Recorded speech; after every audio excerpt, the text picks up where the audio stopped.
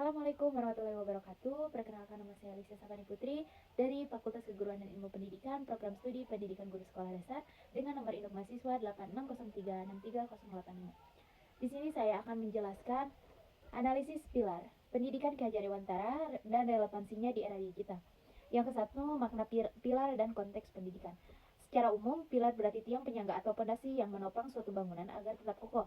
Dalam konteks pendidikan, pilar dapat dimaknai sebagai prinsip-prinsip dasar yang menjadi landasan, arah, dan penguat seluruh proses pendidikan. Pilar pendidikan tidak hanya berfungsi sebagai pedoman dalam penyelenggaraan pendidikan, tetapi juga sebagai nilai yang menjaga tujuan pendidikan agar tetap berorientasi pada bentuk manusia yang utuh. Berdasarkan berbagai kajian pendidikan, termasuk pemikiran Ki Hajar Dewantara yang banyak dibahas dalam modul Universitas Terbuka dan Kebijakan Pendidikan Nasional, pilar pendidikan berfungsi untuk menjadi dasar dalam merancang proses pembelajaran, menentukan arah pengembangan karakter peserta didik, menjadi pedoman bagi guru dalam menjalankan perannya, menjaga keseimbangan antara pengembangan pengetahuan, keterampilan, dan karakter. Dengan demikian, pilar pendidikan dapat diibaratkan sebagai tiang utama yang menopang keberhasilan sistem pendidikan nasional. Yang kedua, prinsip dasar pendidikan menurut Ki Hajar Dewantara. Ki Hajar Dewantara merumuskan filosofi pendidikan yang sangat terkenal, yaitu A. Ing ngarso sung tulodo, di depan memberi teladan. Prinsip ini menegaskan bahwa seorang pendidik harus menjadi contoh bagi peserta didik. Guru tidak hanya mengajarkan teori, tetapi juga menunjukkan perilaku yang baik melalui tindakan nyata.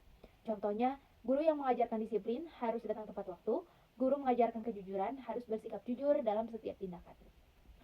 B. Ing Madya Mangun Karso, di tengah membangun semangat dan kemauan.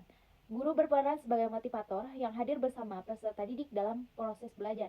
Guru tidak mendominasi pembelajaran tetapi membangun kreativitas, semangat, dan partisipasi siswa. Contohnya, 1. Guru memfasilitasi diskusi kelompok. 2. Guru memberikan kesempatan siswa mengemukakan pendapat. Yang bagian C, tuturi handayani, di belakang memberi dorongan. Prinsip ini menekankan bahwa peserta didik perlu diberi ruang untuk berkembang secara mandiri. Guru memberikan kepercayaan, bimbingan, dan dukungan ketika diperlukan. Contohnya, guru memberikan kebebasan memiliki proyek pembelajaran. Guru mendampingi tanpa terlalu mengontrol proses pembelajaran. Ketiga, prinsip tersebut menunjukkan bahwa pendidikan menurut Ki Hajar Dewantara bersifat humanis, memerdekakan, dan berpusat pada perkembangan peserta didik. Yang ketiga, analisis relevansi dan tantangan penerapan di era digital. Bagian A, relevansi dalam pembelajaran daring. Menurut analisis saya, justru di era digital prinsip Ki Hajar Dewantara menjadi semakin penting. Ingarso sung tulodo, relevan karena guru kini menjadi teladan digital.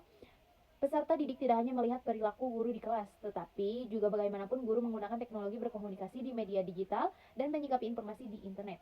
Ing Madya Mangun Karso, terlihat dalam pembelajaran berbasis proyek, diskusi daring, dan kolaborasi menggunakan platform digital. Guru berperan sebagai fasilitator yang membangun motivasi belajar di tengah melimpahnya informasi. Tuturi handayani sangat sesuai dengan konsep pembelajaran mandiri yang berkembang saat ini. Teknologi memungkinkan siswa belajar kapan saja dan di mana saja. Sementara, guru bertugas memberikan arahan dan dukungan.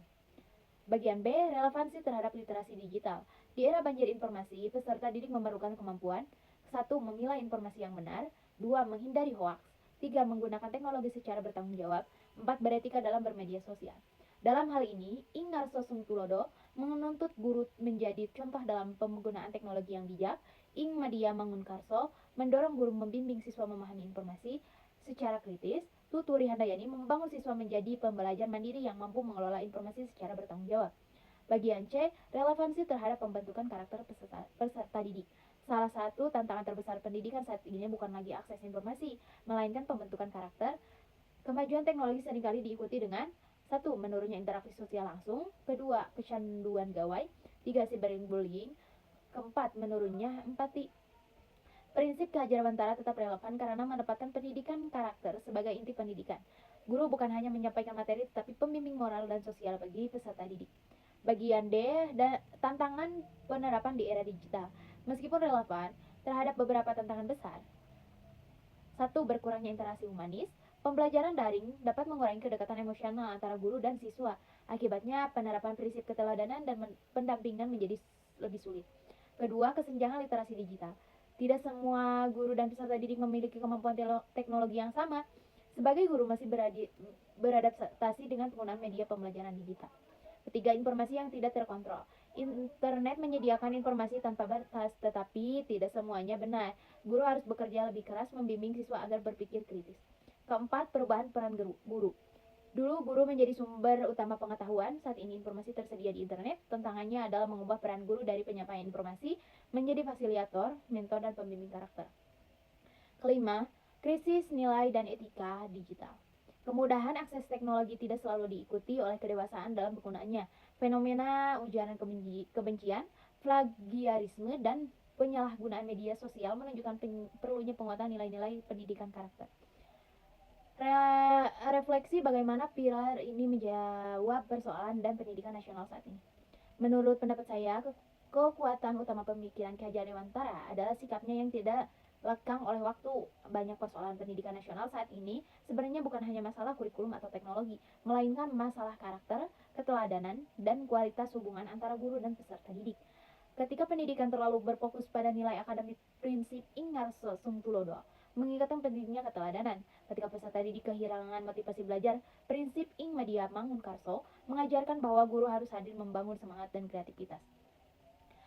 Ketika dunia kerja menuntut kemandirian dan kemampuan belajar sepanjang hayat, prinsip Tuturi Handayani menjadi sangat relevan karena mendorong peserta didik menjadi individu yang mandiri dan bertanggung jawab. Menurut saya, jika ketiga prinsip tersebut diterapkan secara konsisten dan dipadukan dengan pemanfaatan teknologi yang tepat, maka pendidikan di Indonesia tidak hanya menghasilkan lulusan yang cerdas secara akademik, tetapi juga memiliki karakter kuat, kemampuan berpikir kritis, literasi digital yang baik, serta kepedulian sosial yang tinggi. Inilah kebutuhan utama bangsa Indonesia dalam menghadapi tantangan abad ke-21. Sekian presentasi dari saya. Wassalamualaikum warahmatullahi wabarakatuh.